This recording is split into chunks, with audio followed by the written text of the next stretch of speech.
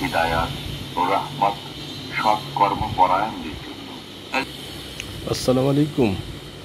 আল্লাহ রাব্বুল আলামিন মানুষ এবং জিন এই দুই জাতিকে সৃষ্টি করেছে তার ইবাদতের জন্য। তো এই ইবাদত আমরা পৃথিবীতে যতদিন বেঁচে থাকবো ততদিন আমাদের ইবাদত এবং পরীক্ষা এই দুটোই চলতেছে।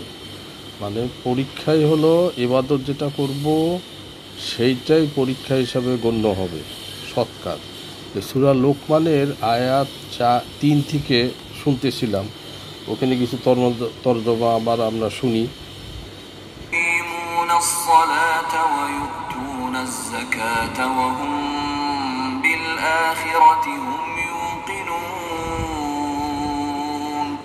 যারা সালাত কায়েম করে, যাকাত দেয় এবং আখিরাত সম্পর্কে দৃঢ় বিশ্বাস রাখে, উলাইকা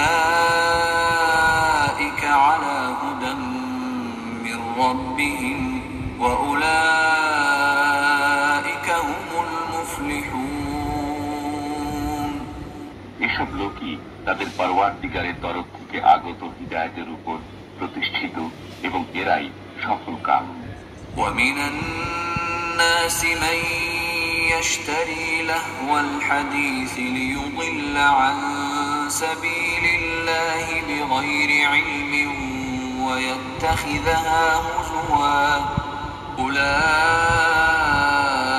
لهم عذاب مهين। এক শ্রেণীর লোক আছে যারা মানুষকে আল্লাহর পথ থেকে গোমরাহ করার উদ্দেশ্যে অবান্তর কথাবার্তা সংগ্রহ করে অন্ধভাবে এবং তাকে নিয়ে ঠাট্টা বিদ্রুপ করে। এদের জন্য রয়েছে অবমাননাকর শাস্তি। সূরা লোকমানের আয়াত 4 নম্বরে যেটা উল্লেখ আছে, যারা সালাত কায়েম করে, এর অর্থ হলো, আয়াতের অর্থ হলো যারা সালাত কায়েম করে, যাকাত দেয় এবং আখিরাত সম্পর্কে দৃঢ় বিশ্বাস রাখে।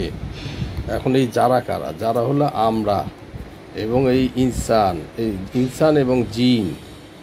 এই প্রথম আমরা 3 নম্বর আয়াতে শুনলাম, 4 নম্বর আয়াতে বলছে যারা সালাত কায়েম করে, সালাত মানে নামাজ, যাকাত দেয়। যাকাত সকলের উপর ফরজ না, যাদের নিসাব পরিমাণ সম্পদ আছে তাদের উপরেই যাকাত ফরজ। আর আখিরাত সম্পর্কে বিশ্বাস রাখে।